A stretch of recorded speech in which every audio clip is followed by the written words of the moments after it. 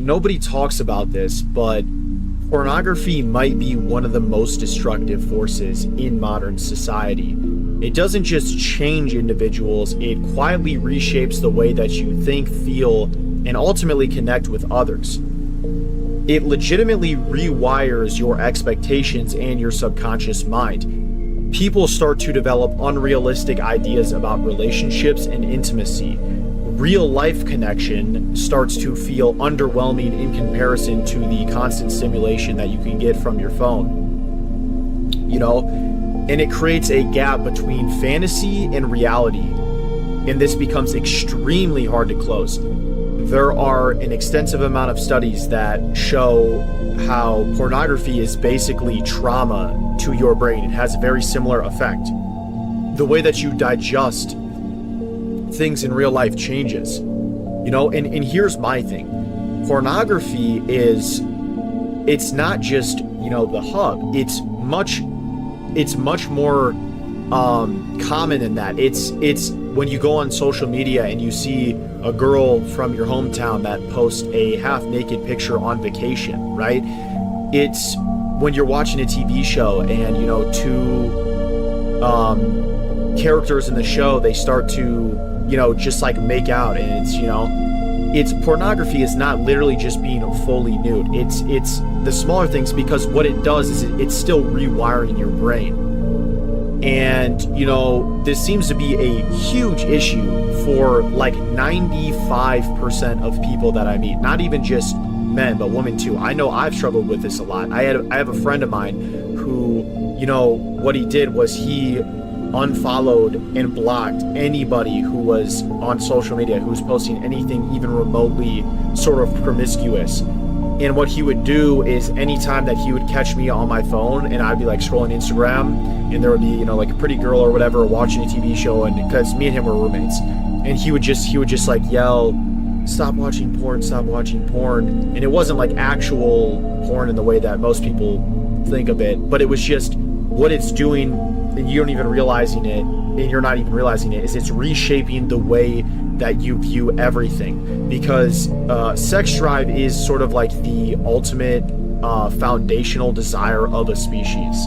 So it's completely normal, but when you start to get artificial forms of this, it's almost like taking a drug where you're building up tolerance, and then the real world can't meet your expectations. And it also makes you objectify women a lot. I know that that's happened for me, and it's almost like, I know I shouldn't be thinking it, but it's a natural thought that will occur, just like when you're at the gym and you see like a pretty girl and she's, wearing her workout set.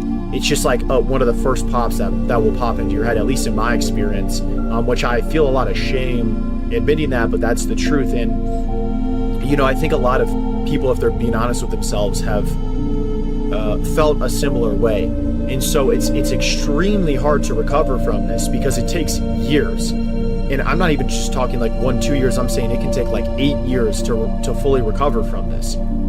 But it's something that I've been fortunate enough to be pretty much void of for the past, I would say, like 9 months. And in my experience, the way that you beat it, the way that you overcome it, is you become so busy with it and so focused on goals that you have in your life that you legitimately just don't have time to watch TV shows, or when you're getting temptations late at night, you just don't go on the hub because instead you're working. And that's really what ultimately changed it for me. If any of you guys are Christians, in the Bible, sexual immorality is one of the only sins that I think it's the only sin that God says to just flee from, right? Just flee from it, because it's like a giant boulder that's going down a hill. Once you start to feel the temptation, it just, it's almost impossible to stop. And so what it's done on a large scale is created a society where everybody is, looking at each other as not much more than a satisfaction object, as a means to an end. It has made it so that we can't really concentrate or connect on a real level. Over time, people, they need more stimulation to feel the same effect. What once sort of felt extreme, it becomes normal. and this leads into a cycle of escalation. Ultimately, it's desensitization. It's like when you watch a million videos where there's, gruesome actions going on, you sort of just become desensitized to people getting hurt, even though that's not something that the soul is meant for. When you see a popular political figure get assassinated everybody saw that clip, right? You just, it's so, people are, making memes and jokes about it, and you start to realize, we become desensitized to everything that is immoral and innately sinful. And the more that we're being shown this stuff, it's like the analogy of the frog in the pot. So the frog goes in a pot of regular water, and then slowly but surely the water starts to boil, and the frog doesn't notice until the frog dies. Now, if you just throw a frog into just a regular boiling pot, it's going to notice right away and it's going to jump out. And so we're slowly but surely becoming more and more desensitized to where our reward system, our motivation is just crushed, right? Back in the day, if you were a guy, you needed to be on some real you had to have motion, bro. Not to be cringy, but you had to have motion. You had to get out there and do something with your life if you wanted to get a girl. And nowadays, it's you could be an absolute loser, and you could just it's 2 taps away on your phone. And so this sort of destroys the natural reward system in your head. You are literally rewiring your brain to say, well, I don't need to do these hard things and improve in my life and become a more desirable mate. Instead, I can do nothing and I can still have access to it.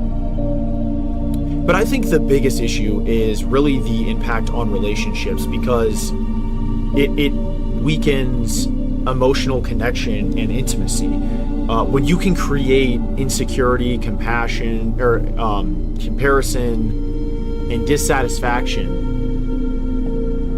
you have a hard time connecting with the people that it matters with most. People start to view others more as objects than partners. There needs to be a strong foundation of connection on a very deep personal level that is based off our virtue, our merit, our belief system, our morals, our opinions on things, even stuff like your interest in life and stuff like that. That's what you should be connecting with people on, not just simply physical attraction. Physical attraction is the least flattering of all reasons that somebody could be interested in you, because it's so biological, it's so innate to humans that it's it requires not that your appearance isn't something that you can work on by going to the gym and stuff like that, but in general it's mainly genetic, and it requires the least amount. So you should be flattered if somebody is just physically attracted to you, because they're designed to do such. It's isolation disguised as comfort. It replaces real interaction with artificial satisfaction. Damn, that was a line right there. But yeah, it feels like relief in the moment, and then you look back on it and you realize, no, that just increased my loneliness long term. You get a few seconds of feeling good for what? For a disconnection from your soul. This stuff. And here's the thing too, it's dude, everybody tries to act like they're the pure one that has never fallen for this stuff, but it's I'm gonna be honest, I don't know a single person that hasn't in some way, shape, or form fallen to addiction of porn. And I'm not talking, and it could just be just seeing pretty girls on Instagram and liking and following. It's literally, that is included in it. There are significant mental health effects that have been directly associated with it. It is linked to anxiety, it's linked to low motivation, brain fog. There is very much guilt and shame, and I think some of that can be good. I think shame is important because it motivates you to change, but it's all in all a negative emotion.